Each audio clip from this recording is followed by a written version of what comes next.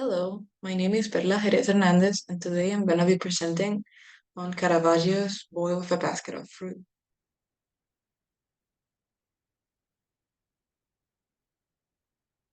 The Italian Baroque artist Caravaggio is known for the use of non-traditional imagery, the heavy reliance on models as a reference for paintings, the descriptive use of color, and the dramatic use of light and shade. Caravaggio's Boy with a Basket of Fruit is an oil painting created during his early career in 1593. The painting depicts a half-length androgynous young boy who holds up fruit basket. Typical of his early works, the scene depicts a genre scene, which is a scene of everyday life, a new type of subject matter in this period of the late 16th to early 17th century. Scholars have described the gaze of the figure in Caravaggio's early work, claiming that the direct gaze invites the beholder to reach for the boy's fruit. Some argue that rather than an expression of the artist's homosexuality, the seemingly inviting gaze is a consequence of having to stay in the fabricated pose. However, numerous art historians have acknowledged the homoerotic overtones of Caravaggio's early paintings of young boys. While the reflection of the artist's sexuality in his early works is still debated, I suggest that a more fruitful avenue to understanding these works lies in a close examination of the artist's patron along with evidence found in the paintings, which is where I will begin. In the painting, the boy's body is turned slightly to his right, with his head tilting towards his right shoulder, and his elevated position elongates his neck, drawing attention to the parallel angles of his clavicle and jawline. The boy's shoulders are pushed forward, highlighting the defined muscles of his back and shoulders. His deep brown eyes, eyebrows, and curly hair contrast with the bright white shirt that slips off his right shoulder. With both of his hands, the boy carries a basket full of fruit. The depiction of fruit in the hands of Caravaggio is traced back to his work at an earlier workshop in 1593, and it continues to be present in the later works. In the Supper at Emmaus, a religious scene about a post-resurrection appearance of Christ, scholars have connected the iconography of the content of the basket and the fruit to Christ and the resurrection. Simultaneously, these same fruits have associations with mythological or pagan iconographical meanings, which connect to Caravaggio's knowledge of mythology, evidenced in the portrayal in his works such as Bacchus.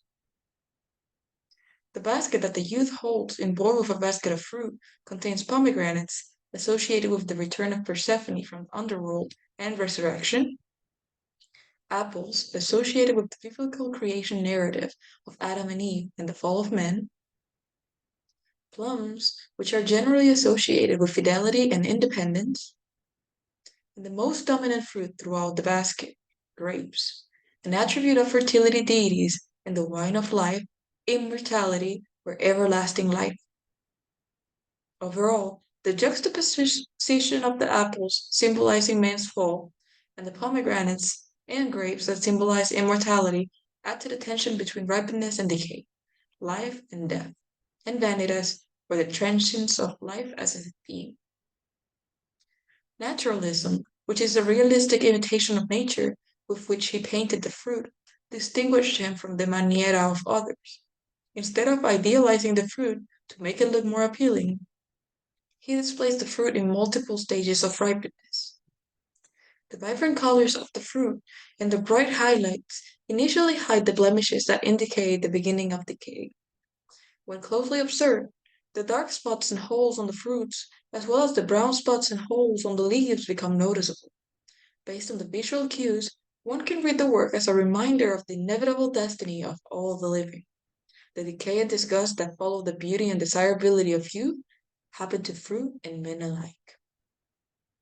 In the oil painting, Caravaggio creates contrast by juxtaposing opposites, such as light and dark, dull and saturated colors, and even the youth and the still life of fruit. The painting has tenderism, a dramatic contrast of dark and light that is a hallmark of Caravaggio's style. The artist's tenebrism emphasizes the young boy's white skin and shirt against the dark shadows in the background. The light that covers the youth, simultaneously surrounding his head, vouches for the boy's purity and innocence, In this dark environment, he exudes light. In a similar way, the contrast of the earthy neutral colors and the vibrant colors of the piece help to create a sense of liveliness versus artificial, as well as pushing the juxtaposition of the fruit and the youth. The white skin of the model presents color variations that convey a sense of liveliness. Olive undertones are used as midtones in the skin, which contrast and emphasize the blushier cheeks and knuckles of the model.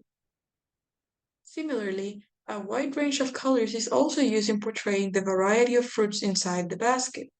There are dark, fair, and light toned grapes, apples, and other fruits that go from yellow green to red, as well as the leaves that go from dark cool green tones to yellow green and brown. Caravaggio's use of a neutral, earthy color in the background draws attention to the color variation of the skin and fruits.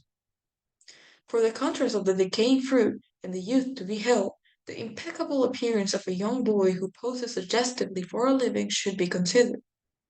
While the basket is depicted in the naturalism typical of Caravaggio's Baroque paintings, portraying an idealized fruit in the different stages of ripeness, with fruits that are starting to rot and leaves that are starting to dry, the young boy holding the basket is portrayed as blemishless.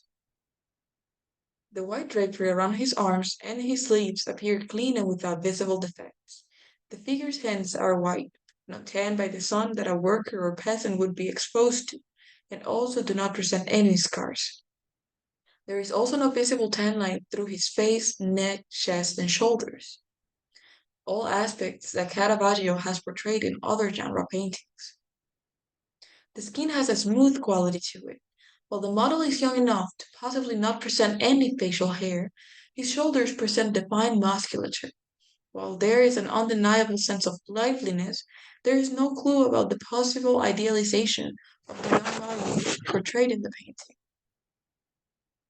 Scholars have documented the poor economic success of Caravaggio as an independent artist at the beginning of his career, claiming that Caravaggio's living arrangements in the house of his new patron, Cardinal del Monte, by late 1595 were ideal for him.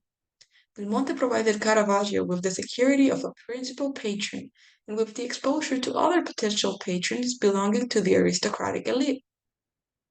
While the early works have been understood as vanitas, a subject examining the transience of life, or allegories of love, I wish to examine the consistent use of young boy models in suggestive poses for his artworks while employed and housed by Cardinal del Monte. At least one art historian has proposed that Cardinal del Monte was in part responsible for the shift in the subject matter of Caravaggio's paintings, from profane allegory to religious themes in his later works. However, according to scholars, it is under del Monte's encouragement that Caravaggio continued to feature young boys in his works, such as seen here: Self-Portrait as Bacchus, Concert of Youths, Lute Player, Bacchus, Boy Beaten by a Lizard, and Boy with a Basket of Fruit. Some scholars describe Cardinal del Monte as a corrupt and sophisticated man, mainly because of evidence that suggests that he attended social gatherings, such as parties and banquets, where boys dressed up as girls would perform to entertain the guests. They even compare Cardinal del Monte to Marchese Giustiniani, an aristocratic patron of Caravaggio who commissioned the victorious Cupid.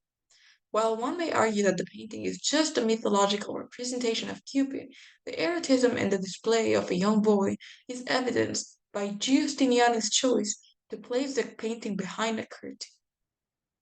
Scholars have called Caravaggio a painter of sensuality who evokes the pleasures of the table, linking the pleasure of the consumption of food and drink to the pleasure of consuming the image itself, in this case, the image of young boys.